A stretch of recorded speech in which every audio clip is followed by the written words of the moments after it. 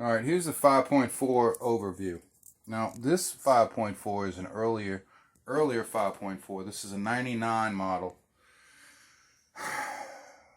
From 1997 is when the 5.4 liter came out for Ford. And between 1997 and 1999, roughly, about those 3 years, they put a forged steel crank in these engines. They also put a different piston and different heads.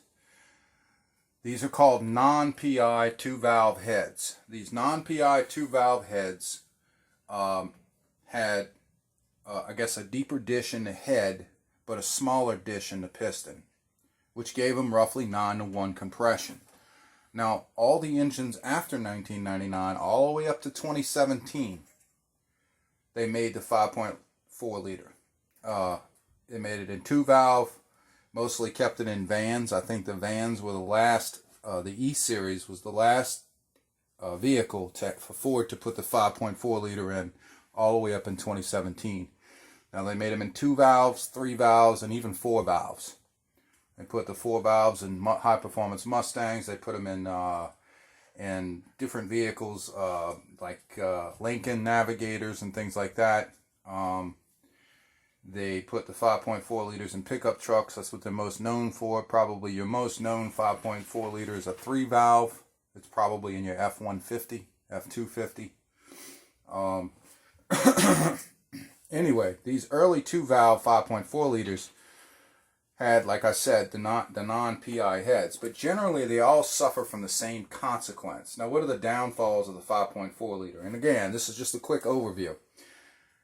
90% of the reason why I think that people get fed up with them and sell them is either A, the gas mileage, B, they can't get them to run correctly because they have so many problems with the coil packs over the plugs. And I'll explain that in a minute. Generally, they're a pretty sound engine. Now, when they came out with the 3 valves, that's not this engine, obviously.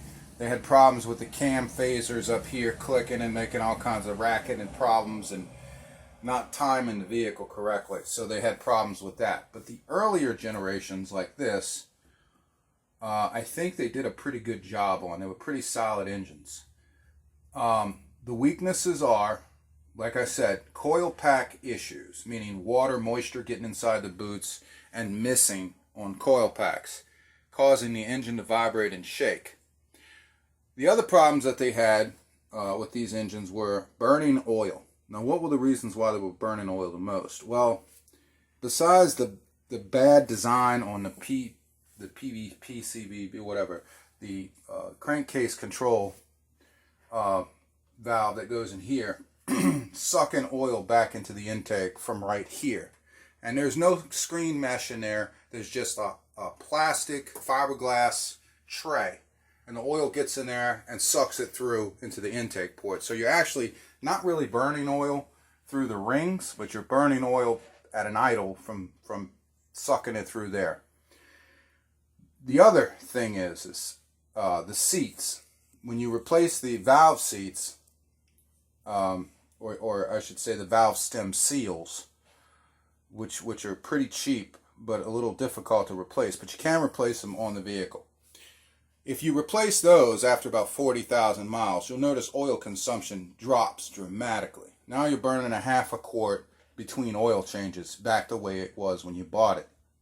If you're burning a quart or a quart and a half between oil changes, no matter how many miles you got, and you're not smoking out of the exhaust pipe, 99% of the time it's the valve stem seals are bad and they're letting oil pass. And you also have this issue, sucking oil through this and rerouting into the back of the intake. Here's some more differences on the early 5.4 versus the, I don't have a later generation 5.4 to show you up close. I have another vehicle with one in it from 07. But generally they call this engine 230 horsepower from the factory, 2-valve. The later 5.4 liters with PI heads, I think it's improved performance or performance heads. So those PI heads would be marked on the side, on the passenger side under the fender well. I don't know if this would be the passenger side. it'd be marked on the side of the head, PI, right behind numbers on the head. So you would look underneath the fender well and look at the head above the exhaust manifold, and you would see PI, and that would be probably from the year 2000 and on. It would say PI. These are non-PI, and I like that for lots of reasons. We kept this engine because it's in relatively good shape. It's got a problem with the head on this side. It's got a slight crack in the head itself, the aluminum head, because it overheated once because of a failed radiator hose on a very hot day. And it's only got a little slit in the head right here by the water jacket. And all I have to do is replace the head, and this is a running engine. Actually, it's a running engine now if it was needed in an emergency. However, this is going to be put into a Shelby Cobra kit car on my dream wish list. In the meantime, it sits here and awaits its destination. Aluminum intakes were in the earlier years. In the later years, you had plastic intakes. And if you've owned one of these, you know the plastic intakes. They do a lot of leaking around here. They crack. They do all kind of stuff. But if they're, when it gets cold outside, they'll seep liquid out. They'll get into the spark plug hole, cause a miss again.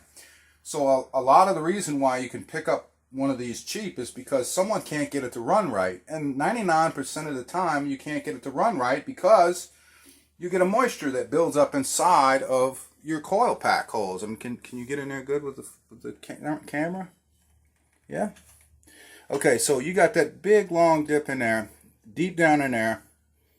And what happens is, inside that hole, around the spark plug, all the way up to the porcelain, will fill up with water, and you won't know it. And you'll keep changing coil packs thinking you solved the problem. And you did temporarily solve the problem. But when the engine shakes, or you take it for a drive and you hit a bump and that water shakes again, it bounces right back up into the coil pack boot and arcs out against the side of the head, causing it to misfire again. But you're not throwing an engine code. So people can't understand why these things keep missing. And that's what I was trying to tell you in my previous videos. And this is kind of a quick reference to say, hey, this is what could be wrong. Another problem is this blend actuator here sometimes goes bad and you don't even realize it goes bad. This is mainly for gas mileage on the highway. It opens the intake plenum up and allows you to get more suction. The plastic intakes have these too. So you can hook 12 volts to this and test this. It'll actuate a flap door and make a noise with 12 volts hooked to two wires right here, 2 plugs. So you want to check that. What is responsible for throwing a check engine code for the coil packs is your harmonic wheel balance sensor, which is your crank sensor, crank sending unit, which is down here. Hard to get to if it's mounted in certain vehicles, but it's right here. Okay, so just in case you needed to know where that was. And if this were a 3-valve, you'd have cam phaser sensors and different stuff like that. But on this one, we only have one sensor. On this side, it tells what the cams are doing. So this is your top sensor for the cams. This is how to tell the difference also with a PI and non-PI engine. If I lift this intake up, which isn't bolted down, it will have tear-shaped ducts as an intake duct. A PI head will have distorted rectangle intake ports. So I'm anticipating what I should know. Teardrops. There. As you can look, what you have is teardrop ducts.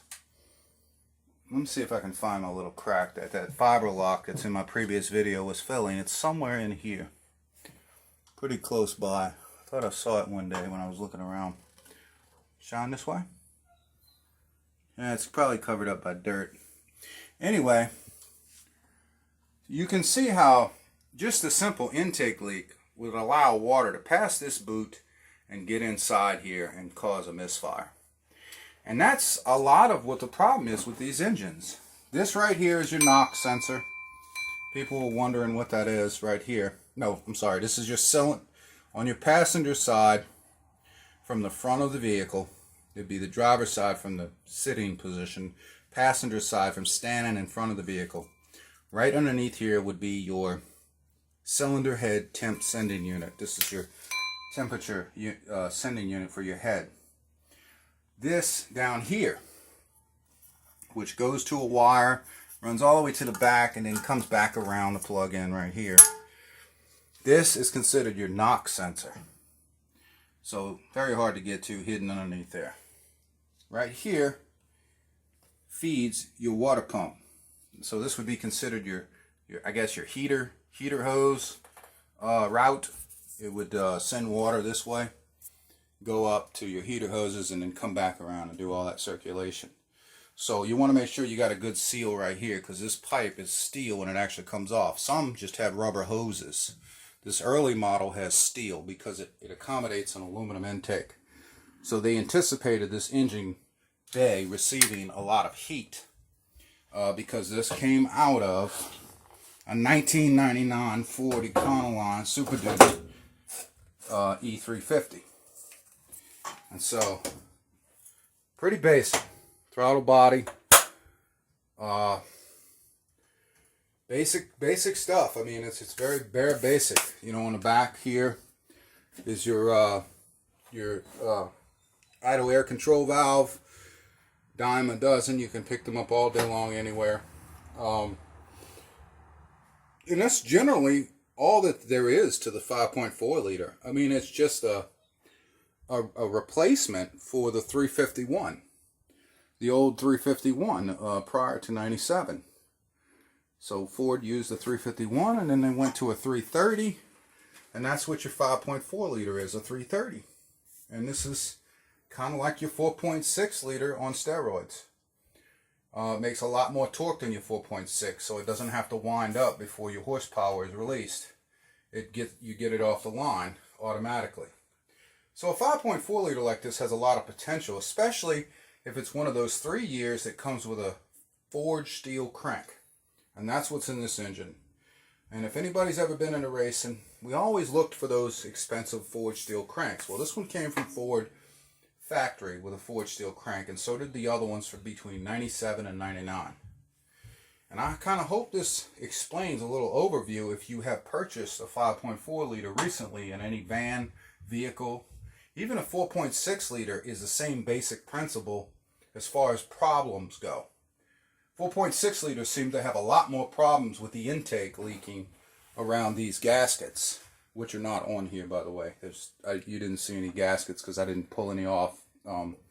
Those were already taken off. But there's individual gaskets, and there's two kinds. There's $70 racing gaskets that are made out of steel, and then there are your common $19, $20 plastic gaskets that only allow you to torque them down so much before you hit that crush sleeve.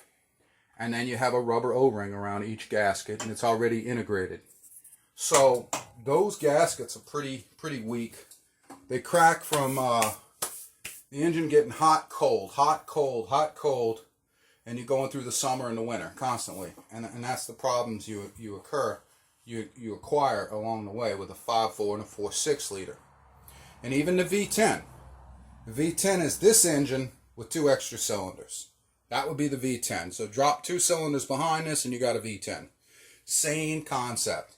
You got a missing V10, it's shaking and shimmying all over the place. 9 times out of 10, you got water hiding down in one of those holes. You can't pinpoint which one the problem is. And there you go. And it could be from an AC leak and just a bad boot. A boot that is allowing water to travel past. It could be from pressure washing your engine at the pressure washer. It could be from rainwater leaking from the hood back into the engine because you have leaves and stuff blocking the trim from sealing to the hood. All kinds of reasons for that to happen, and these are the common things that happen.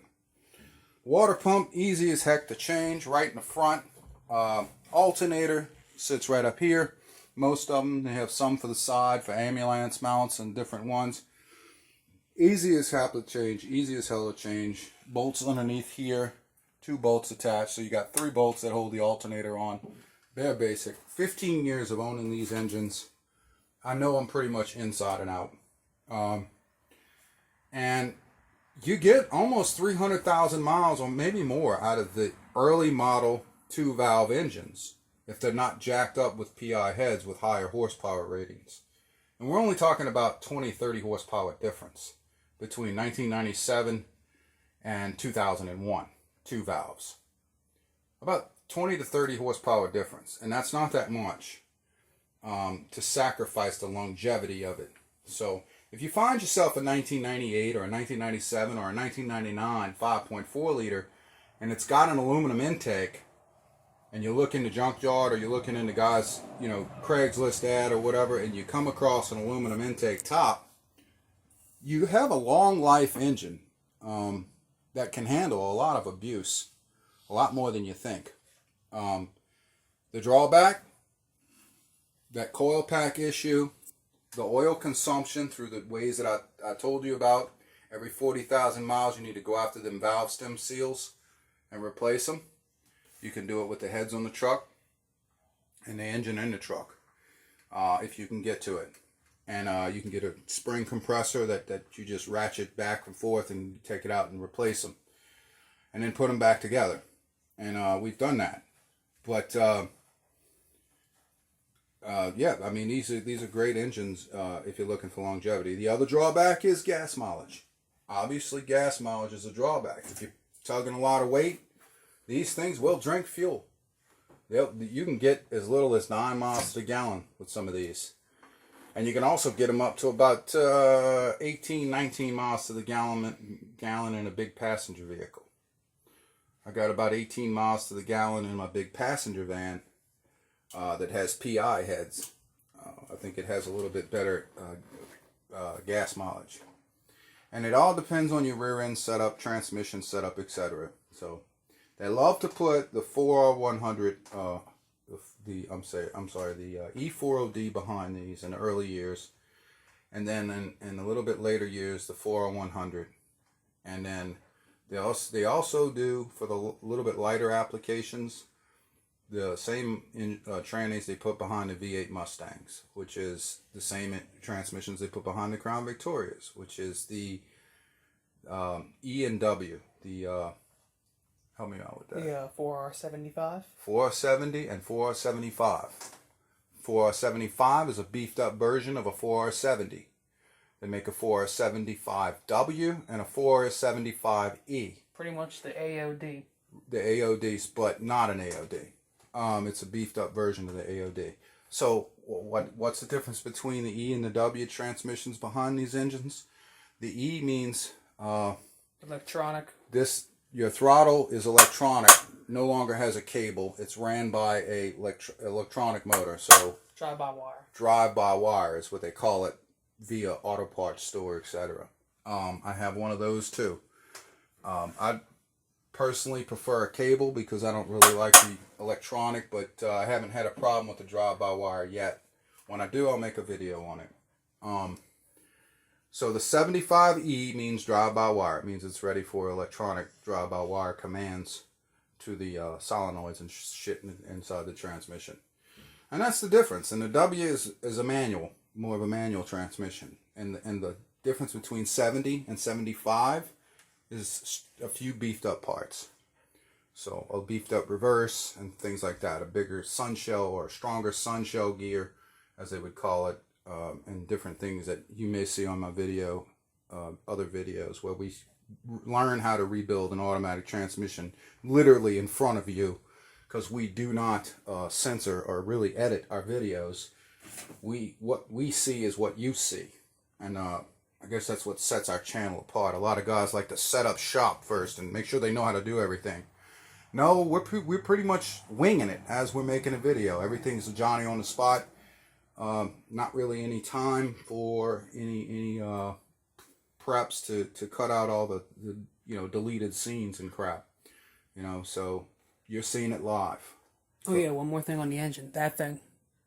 Yeah, what about it? Temp sending unit. Yeah, on every engine, a temp sending unit's always a problem at some point. Right. It always tells the PCM, run rich, stay in a closed loop, stay in an open loop. Yeah, they're a common problem. And if you fool around like on my other videos and you get a Chinese version that's got too big of threads that aren't right, and you torque it down to what you're supposed to do, it'll split your intake. No big deal. what a pain in the butt. So stay away from some of those Chinese sensors if you can help it. And don't force it if you do buy one. Just put some Teflon on it or some pipe dope, coat it, and screw it in and let it ride. Don't over torque it. That's about it. We'll get to that. We'll get to the rest of this later. We'll get into flywheels and the backside of this one other day. But these engines are pretty darn solid. Shit, even the timing chains, when I changed out timing chains and guides, they were in good condition. And this engine had, you know, a ton of idle miles on it. I mean, more idle miles than a police car. This engine was come out of a fleet, and it idled and idled and idled some more. So these engines will idle just about forever if you can stand the gas that you burn. Anyway, that's enough overview on a 5.4 liter. Sorry I didn't have a 3-valve for you, or I didn't show you the PI version, but you probably got one of those yourself. And there's the little minor differences. They also have about 9-to-1 compression as well. Like I said, the heads are a little bit milled down, a little bit tighter tolerances, but the piston has a bigger dish in it. So, drawback.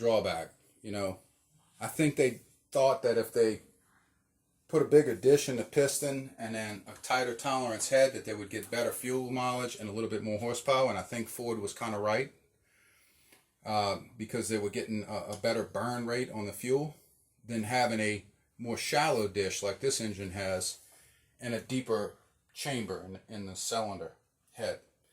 So that's what I think they were after, reducing the size of the cylinder head to get a better burn rate on the fuel. But that all depends on how you build it and what you do. So we can work wonders with this right here, and do certain things. We can get into cam specifications and all that later, but these cover the basics, and I hope this helps you. If you have one of these that you're thinking about buying and it's shimmying and shaking all over the road and you can't figure out why it's running like trash, it's loading up, it's blowing black smoke, you think that there's a rod knocking or something. Oh, the other weak point in these engines are when someone decides to go changing the oil. They decide to use a different type of oil, different thickness. They think that they're doing this engine a favor. This engine likes thin oil. It's got a lot of moving parts, and the valve lash adjusters love to tap. So if you find one of these that someone wants to sell you that's tapping its ass off, and it's a 2-valve, not a 3-valve, a 2-valve, and it's tapping away, and you're like, man, that sounds like a rod knocking. I don't know what that is, and it's loud, and it taps up upon startup and then quits tapping. Look, you can fix that problem pretty simple. Those lash adjusters are pretty cheap. They're pretty easy to replace. Pretty simple. You just take the rocker arm off, twist it to the side, change the lash adjuster, and you're done. Melling makes probably the best lash adjuster right now on the market, if they still make them. Melling is made in the USA. Federal makes the second best, I would say, and then on from there, and then you get into the no-name brands, and they last a while too. I mean, but you get a lot of tapping when you get somebody who decided they were going to be smart and change the oil and put a thicker oil or add a Lucas oil stabilizer or something like that in there, and the oil was too thick. So the obvious solution to that is put some seafoam in it, let it run for about 300 miles, 500 miles, drain that out, and change the oil and put with the factory set, like 520 or 530. 520 or 530, and let it roll. And generally that problem will stop. I've had one tap like I thought it was going to blow up. I hated the way it sounded. I thought it would never correct itself. Ran like that for the longest time, and then one day I put seafoam in it, a half a can, ran it for 300 miles, and it quit. Then I replaced it with conventional oil, semi-synthetic, Ford's recommendation, 520 or 530, whatever it was, and boom, it was done. Problem solved. So there's our overview of a 5.4 liter up close with the intake off, back on, spark plug holes, and while you're If you want to watch a video on the boots and how they give you problems on the coil packs and cause the miss, remember the water sits at the bottom of that hole, and then it can sit there for weeks, and after you start the engine back up, it starts building up a moisture, and it takes 5 minutes, 10 minutes sometimes, and then the engine will start missing. You're like, what the? Drives you nuts, and you don't know what's wrong, and you think there's all kinds of problems, and you start wasting all kind of money. Well, you thought you went over the coil packs, but you didn't dry out inside the spark plug holes, each and every one of them. You can do that with compressed air, or you can stick a vacuum cleaner with a hose attached to it and some duct tape, suck everything out. You can blow it out with an air compressor. Air compressor doesn't work that good. The easiest way for me to do it is pull all the spark plugs out and just let the water fall in the cylinders. Maybe turn it over once or twice. Spray some carburetor cleaner in them. Different things like that. Put the plugs back in and just roll. And I do know it's a knuckle buster changing these plugs. I've done it with every kind of fuel rail on here, even dual fuel. This engine was once a bi-fuel engine. It ran on CNG, compressed natural gas, and fuel. So there is a slight difference to this engine, but it generally looks the same and runs the same as a gasoline 5.4. The only difference is that the bi-fuel engine has hardened valves. That's the only difference. I don't know if the connecting rods are reinforced or not. The only other complaint with the 5.4 liter is people having trouble with stripped out spark plug holes. That's because someone under torqued or over torqued the plugs. They make different things that you can do to fix that problem, remedy that problem. Some people opt in to get another head because they've just made the problem worse. But I have installed a steel sleeve that was up to 18 millimeters when your regular spark plug is only 14 millimeter threads. So one of those big oil burners tapped out to fit a 14 but screwed in as an 18 into the head, and it has worked better than the rest and never came out, and you could still change the plugs out. So there are different things that you can do to solve this problem. So don't be intimidated by a stripped out spark plug. Just make sure you torque everything, your plugs down right. If there's one engine you want to be careful on torquing plugs correctly, it's this one. And I don't mean you need a torque wrench. I just mean you need to know your torque with your arms and what you're doing. You don't have to get that goofy with it, but you do have to be mindful of that. All right, thank y'all for watching.